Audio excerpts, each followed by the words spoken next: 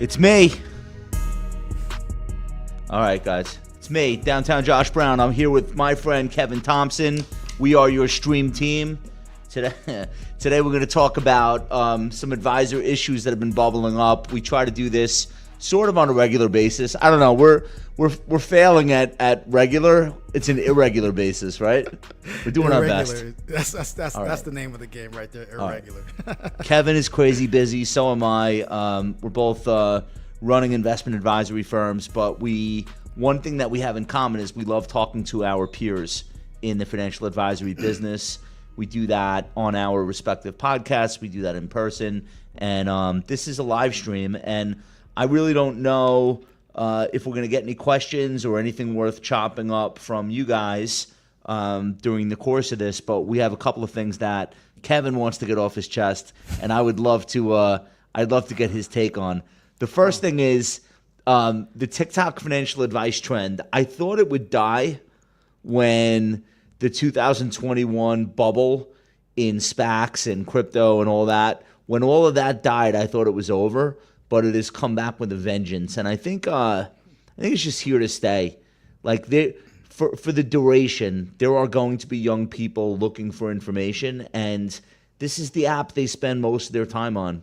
It's not a fad. Like TikTok advice is a thing. It might not be good, or it might not be easy to figure out who's good and who's not. But I guess the first thing I would say is, like, stop crying about it, because it's never going to go away.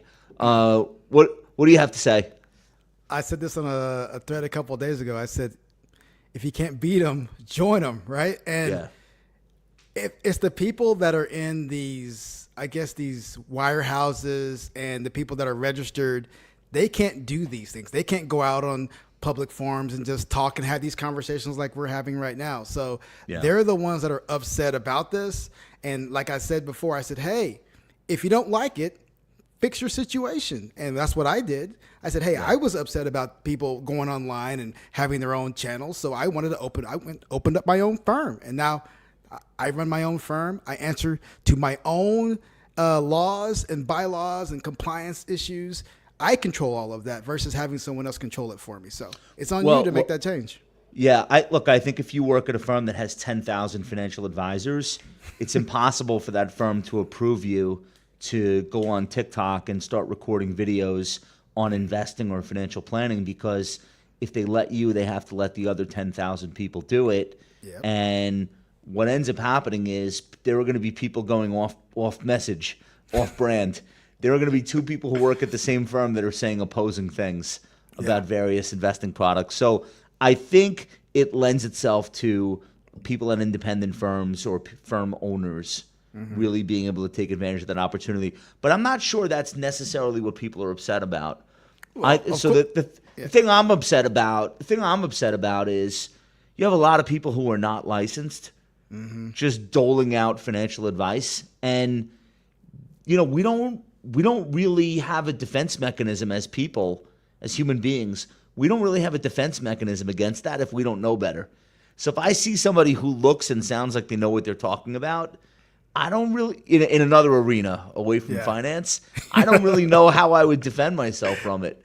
And that's the thing that I think people are upset about, and rightly so. Yeah, it goes along those same lines. Like people can go and say what they want, do what they want, call themselves financial coaches. I'm your financial Sherpa. This is what I do. I am a planning, whatever they want to call themselves. Your rich BFF. Exactly. And now they go on social media and they're talking all of these things. Yeah. And we just sit there and we try to debunk them. And if you ever say anything negative towards them, it's just a long thread of just back and forth. Boomer. That goes nowhere. Yeah, you're a boomer. All right. So if you can't trust a money mom, then who can you trust? Do you think that the majority of people even care if the person they're getting information from is licensed, like registered? Do you think they even know what that means? I think the average person doesn't. I don't think the average person cares.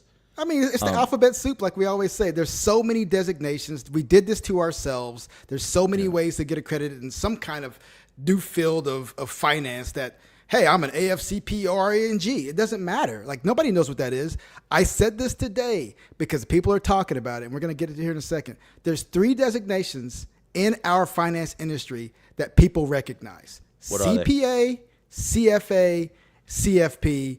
Call it a day. You can look it up. You can chat GPT that if you want to, but that's the bottom line. And all the other stuff is just alphabet soup, in my opinion. Yeah, and that's not to denigrate the work that it takes to earn these other designations, and it's not to say that they don't have value.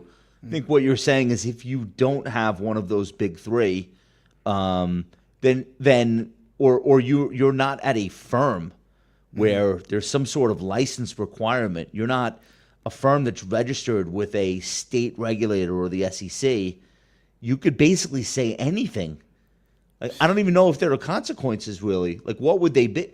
Who would crack down on somebody who's on TikTok giving for Bill Sweets in the chat? Bill said this is a huge problem in income tax.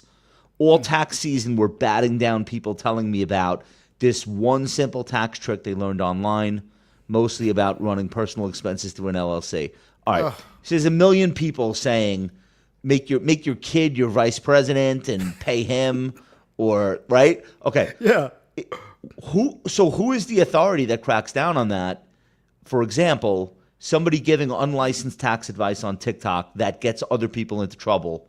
Then what happens? Is that the IRS? Is nobody. The FTC? I don't even know. It's not because it's not a securities regulator in that case. It should be left up to us in our quote unquote our cohort, like the CFP board, the Securities Exchange, what have you. We should be the ones responsible in policing that stuff, and we're not. And that's the bad part about it, because now you have these people that Josh, listen to this. If I wanted to go out and be unlicensed and do what I want to do, you know how much easier my life would be? You know what I mean? Yeah. I don't have to do any paperwork. I don't have to deal with regulators. I mean, that's wow, right. Yeah. You could be, hey, I'm your financial Sherpa. That's a one that you see all the time. Yeah. Or I'm your finance friend. Yeah. And here's what I think you should do, and pay me a subscription for more insider tips like that. Yeah. It's not a commission. It's not a brokerage commission, right? Yeah. It's not an investment fee on assets. It's like something else. Yeah. And I'm not hating on people building a business on influence. I did. I used blogs and Twitter, but I was registered. Mm-hmm. Like, there were boundaries of what I could say and not say. Yeah. And if I went on the other side of the boundary, like, there were penalties. Thankfully I didn't, but like, I feel like at a minimum that's something. If you're not licensed or registered anywhere and you haven't like had to attain any designation and you're charging people a subscription fee, or worse, you're getting paid by an insurance company as like an unlicensed quasi sales rep, but you're saying it's education, it's not sales. Mm-hmm. It's like a disaster. But what's even worse, Josh? It's chaotic. What about these people that are getting paid from these other providers outside of that because they have hundreds of thousands of followers, and now they're getting paid, whether it be Coca-Cola, just what have you. They're getting paid from these companies, and they're saying these things, and they're getting this more and more followers. Now they're getting subscription fees and all this other stuff. In my humble opinion, I think it's wrong. Hold on, they're doing financial content, but they're being paid by non-financial sponsors. I'm just saying in general, like if you have 100,000, 200,000 subscribers, I mean, people are going to want to use you to basically talk about things. Hey, this person has influence, right? Subscribers or followers? Followers, subscribers, whatever you call it. Like if I'm an Instagram, I have followers, subscribers, and all the other stuff. You know what I mean? Now, I'm not saying subscribers as in people subscribing to my channel. I'm talking about subscribers and followers as in, hey, if I have 100,000 followers and or subscribers on my Instagram platform, other people are going to want to pay me because they want to get access to my followers and my listeners, right? But who are those other people in this example? Is it like a credit card company? It could be anyone, like people who want to garner influence, like people who want, like if I have 100,000 followers, am I more likely to have someone approach me and say, hey, you know what, I want to sponsor something. I want to do. Hey, this episode is sponsored by such and such and such. You know what I mean? It's those types of things that you start to garner, and that gives you that power to do these things. And in my humble opinion, Yeah. I think it's wrong. But there's nothing that we can do to stop it at this point. But just either jump on board, create your own firm, and start talking about what you want to talk about, or just you're an enrolled agent. I got a question from the chat. Muzz Wealth Partners at Canaccord Genuity. I think it's Muzz. Must be Muzz. Anyway, he said, I heard that if I spend tax season on a boat, I don't have to pay. Man, hey, I'm not saying anything. This is live, so hey, I'm gonna talk to Josh about that. Maybe talk to I actually think tax advice is more dangerous than insurance advice. 100%. Like dangerous to the recipient that's doing something that they're not supposed to do. Yeah, and then as an EA, like I can get in trouble for that because I'm signing off on all of that stuff. But these people can come in here and talk about that stuff. Do you know what it takes to get a tax, to go and get a P10 number from the IRS? It takes nothing. You just go online and apply for one. You can do people's taxes. That's how easy it is. Oh baby, it's a wild world. All right, so we're pro TikTok. Okay. We're anti, right? I'm trying to sum up. Like, we're not saying don't follow people. We're not saying don't listen to people who have financial tips. I think what we're saying is, like, before you act on something someone says, you should really look into who that person is. And you can start by, like, is this person registered with the SEC or FINRA? That's like a really fast way. And if they're not, that doesn't mean they're not credible, but your antennas should go up. Because they have some motivation. Yeah. Right? Broker check and IAPD, right? Just look on broker check. If they're not there, look at IAPD. If they're not there, then you know there's a nobody knows what those sites are. That's like, literally nobody. Ask 100 people on the street, have you ever heard of IAPD? Absolutely not. They have not. I don't even know what does it stand for? Investment advisory. Investment advisory, something. But that's personnel where all the database SEC registered. Yeah, that's all. That's all the people have to go and register their firms, and you can see the people through there. All right. Use broker check at least. This is a good segue. I'm going to do this a little bit out of order. You wanted to talk about getting media features to build credibility as an advisor. Yes. I don't know where you if you're pro or con, or if you're giving advisors advice on how to do it, or where are we going with this? No, I mean, it's just using the whether it be help a reporter out, or just having conversations with other individuals to get your name featured in different articles. I think it's powerful. It helped me, quite frankly, recently, because I was on News Nation. I got on News Nation because someone at News Nation read the TikTok article that was put on Newsweek and had me quoted in there. And I got an email one day that said, "Hey, we need you on News Nation at 11:30 to talk about this." I was there. It was wonderful. It was live. Those are the types of things that can continue to happen as long as you continue to get featured in, whether it be Newsweek or Go Banking Rates or what have you. Just keep putting those little feeds out there. I think it's powerful. So I think like 15 years ago, all you had to do was get yourself quoted in the right places, and people would see your name enough times, and they would search for you, and then they would follow you on social media. And then if you had some sort of an email distribution list and they thought you were smart and you were helping them, they would follow. And it was easier. These days, nobody's really reading anything anymore in the media except other people in the media. Like getting quoted in the advisor trades is only useful if you want other advisors to read it. Yeah. I think it's harder to just do that. So I think the right guidance to give people now is like, okay, it's great if the Wall Street Journal quotes you, that's super cool. That's the paper of record for the investing public, and the reporters there are terrific. And so if they thought that a quote from you improved the quality of the article they were publishing, then that's a compliment. But no one's going to read it. So, that goes to show that. Well, now you can give that to your clients. Your clients are going to share that. Look at my advisor.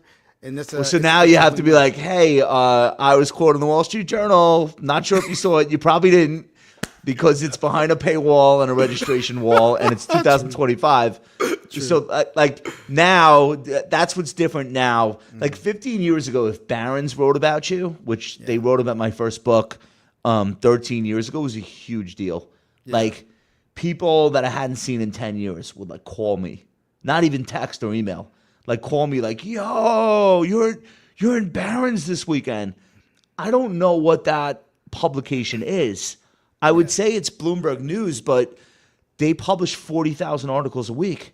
Yeah. So the odds of anyone seeing, so now if you have that like media mention, you have to make it pay off for yourself. So I totally agree with you. Do you keep an archive of all the places that you've been quoted? Where do you keep that on, I keep a page an on your site? archive, and what I normally do is every day, because I get like 4 or 5 a day. So what I'll do is I'll just send them out on each different channel that I have, like my Facebook feed, my LinkedIn feed, my Twitter feed, and I'll just kind of put them in each different box to say, hey, this is what we talked about today. This is what we talked about today. And then of course, if it's something that's worthwhile, I'll create a quick like a short podcast feature on it, and then of course I'll write a newsletter on it. So just kind of keep building off of that one piece of content. That's the best way to do it. I'm going to tell advisors that are watching this, like, we're in this weird time where the institutions that have like the highest, the best credentials and the most authority don't have the biggest audiences. True. So 100%. so here's what's really weird. Like, you could end up not just being quoted in an article, but it could be an article about you, and like a really complimentary story. Like, so and so is building this firm, and these are the people that they work with, and these are their colleagues, and like it's really complimentary and it's super cool, and you can do that with like a news outlet that's really well known. Yeah. And like you might never hear anything from it ever again. You could go on somebody's podcast that like has really no credential, like not any official, but has such a huge following that your firm gets 20 emails. Yeah. So I'll give you a really good example of that. Like Scott Galloway, his podcast audience is so big. You go on there, you spend 20 minutes talking with him, your inbox just absolutely explodes. He's like banned from the mainstream media. Yeah. They won't put him on Bloomberg, CNBC. Like he's pretty much like persona non grata because he's hilarious and he doesn't give a fuck. Yeah. He really doesn't. But like he was on CNN a couple days ago. Yeah. Yeah. They took a risk. They took a risk putting him on. But like that's an example. Like there are all these micro influencers, there are nano influencers where they have bigger audiences or they have a more engaged audience than some of the most famous media brands in the world. 1,000%. And you know what I'm saying? Yeah, like, absolutely. Like and it goes back to your TikTok. It goes back to your TikTok comment earlier. It's like these people have these audiences, and it's powerful, man, and they can make things move, and they don't have to know anything. There are creators talking about investing on TikTok. People talking about like real estate investing on Instagram that have like 10x the audience as Forbes. Yeah. Now, if you get a feature article written about you in Forbes, I would argue it's probably valuable. But if you have 1 million followers on TikTok, you can keep the Forbes article. I don't need that. So that's what I mean. Like we're in a weird time where there's a disconnect between the prestige and the actual audience size and engagement.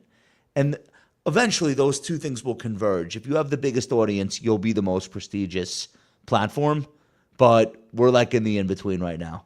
Yeah. So I want to ask you about building an ecosystem your clients won't leave. So this is like financial advisor client retention. Yes. So what's the ecosystem look like to you? So recently on LinkedIn, there was this thread about how I had this client for 15 years. She had multiple millions of dollars with me. And she came to all the events. Her and her husband, they were really, really close to me. And then when the husband died, she said, you know what? I got to do this for me. I'm leaving you.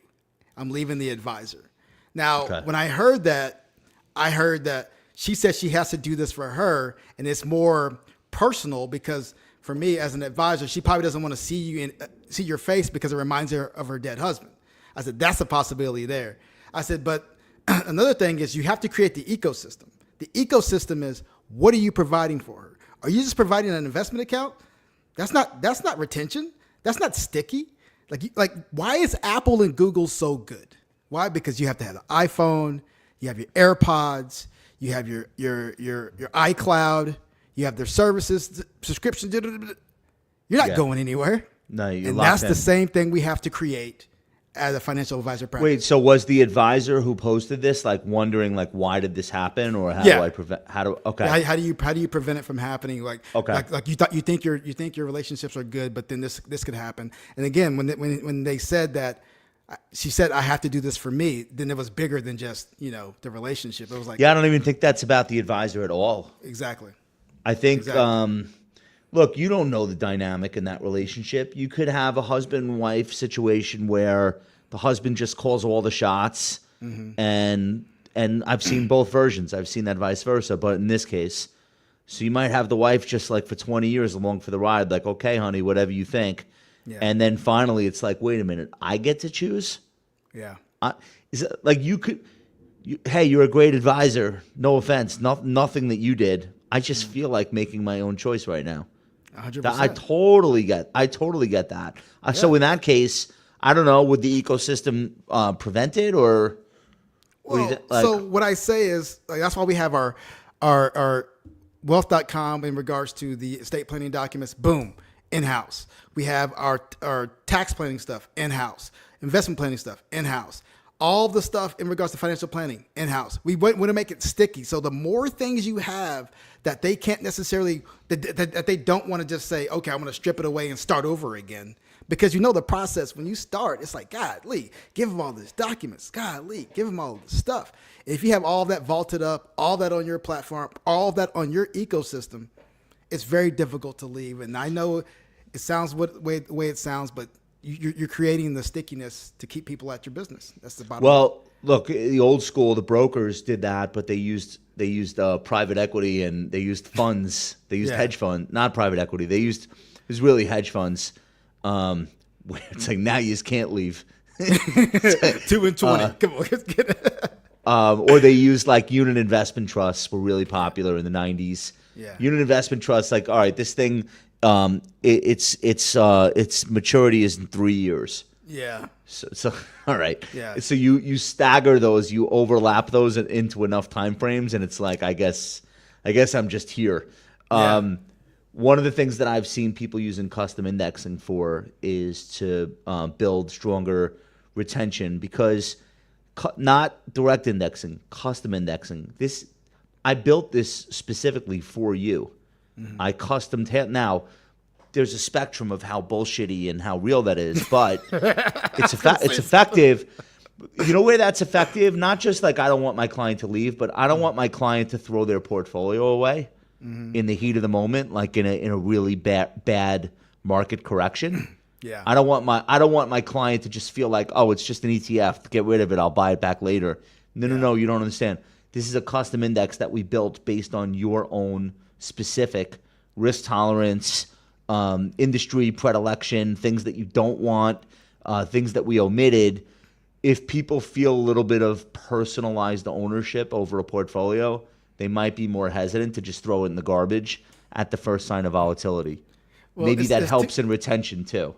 Yeah, there's two things to that. Because one, you could do I'm not gonna name their names, but you could do what some of the wirehouses do, and they create all these different SMAs. Where like you have SMA for a small cap SMA, you have 10 different accounts that nobody wants to leave. You're just locking people in. Like, I'm not dealing with this, it's a jungle out there. It's a jungle out there. Yeah. Or you could be like Fido and create these non-transferable funds, and it's like, okay, I'm just here now, So it's just I think one half a dozen of the other. So Kev, I think it's like there are non-nefarious ways to create an environment in which the advisor-client relationship lives. Yes. Where the client really has to be dissatisfied to walk away. To your point, if it's just like who holds my assets, that's nothing. That's tissue paper. Like someone's going to walk right through that on their way out. If it's more than that, they'll really have to consider, like, do I really want to do something different? And then there are cases where there's nothing you can do about it. Yeah. It And just doing something it's just different is going to be a headache, right? All that stuff you got to redo. But yeah, go ahead. I'm sorry. I want to mention Josh Togger in the comments, talking about the TikTok stuff. He said, yesterday I got an Instagram reel from a client that lists, without context, the yield between JEPI, JEPI, SPYI, etc., and SPY, and was confused why he wasn't in those products. So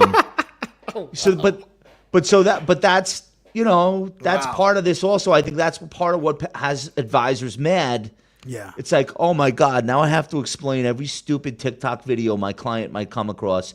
And if you have people talking about just the interest rate alone on a product or just the yield, there's no conversation about the risk factors or the volatility profile. It's just like, why is that 6% and I'm at 4%? Oh my God. I had a client that sent me those via text, like, hey, what is this? I'm like, oh, no, man, it's stupid. Put me in JEPI. Everyone else is doing it. Oh my God. And don't start with the gold thing, man. The gold issue right now. I'm like, oh my gosh. So yeah. Why don't I have more gold? Why don't I have Bitcoin? You could just, it's a Mad Lib. You could just substitute whatever just went up 30% in the last 3 months. 100%. It's like, why don't I have that? Why don't I own more Palantir? Why don't I get Josh, I guess, for Josh Togger, I guess like that's just what it is. And he said reality of being an advisor in 25. Reality of being an advisor in 1995. It's never been different. 30 years. It's always been the same.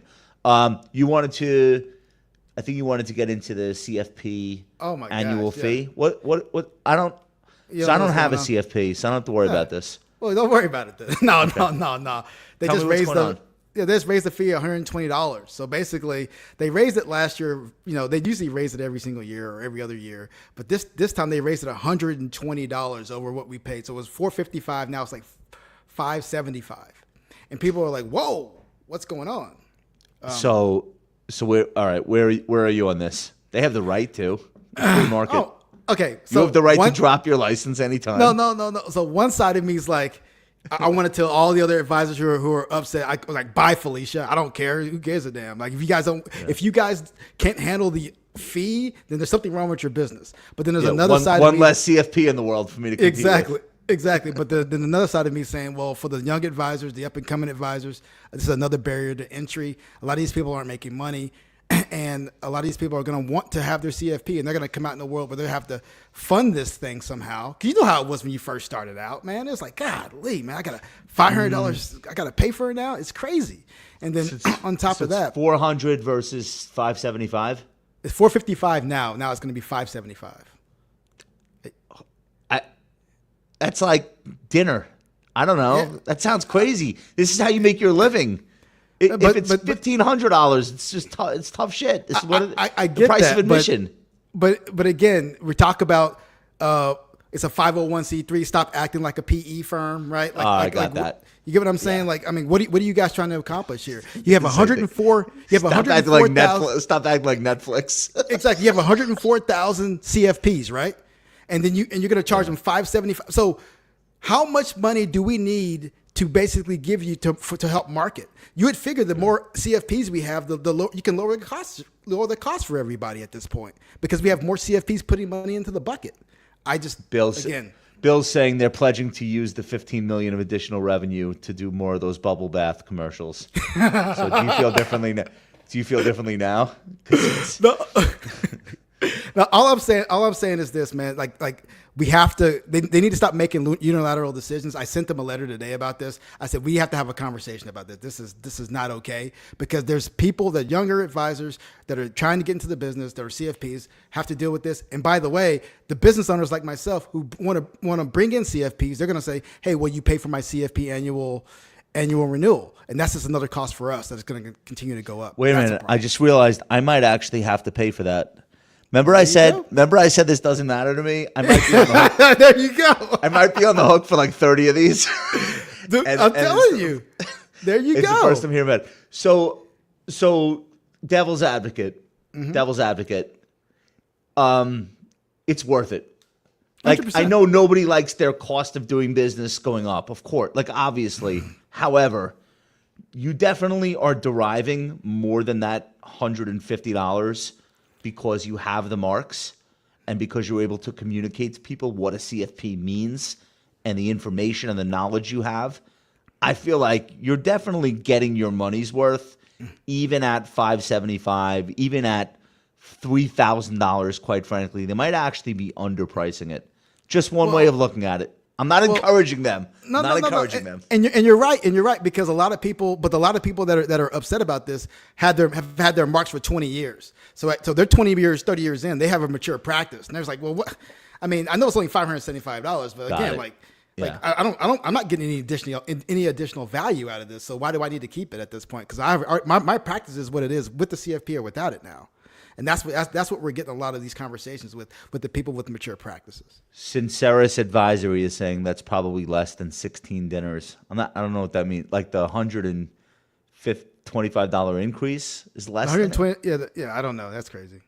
16. I don't know what kind of 16 dinners. Well, look, I think I think you're just gonna have to get used to it, because even a 501c3 has goals, has ambitions. Yeah, PE firms. Well, yeah, and you've got people earning salaries, and if the revenues are higher, then the profits are higher, and if the profits are higher, I know it's a nonprofit, but if the non-profits are higher, then there's more money for salaries. But again, but like you said, Josh, but if we went from 90-something thousand CFPs over the last 4 or 5 years to 104, we have more people paying into the system. So it's like, okay, where's this money going? That's just my 2 cents. It's a hugely successful organization, and it's enabled a ton of success for its membership. I wonder, why not tier it? So why not say to people, in your first 3 years as a CFP, there's going to be one rate, and then we'll assume that you will have had some success in year 4 through 10. And it'll be a different rate. I don't know. Would that make you happy as somebody that's sticking up for the younger advisors?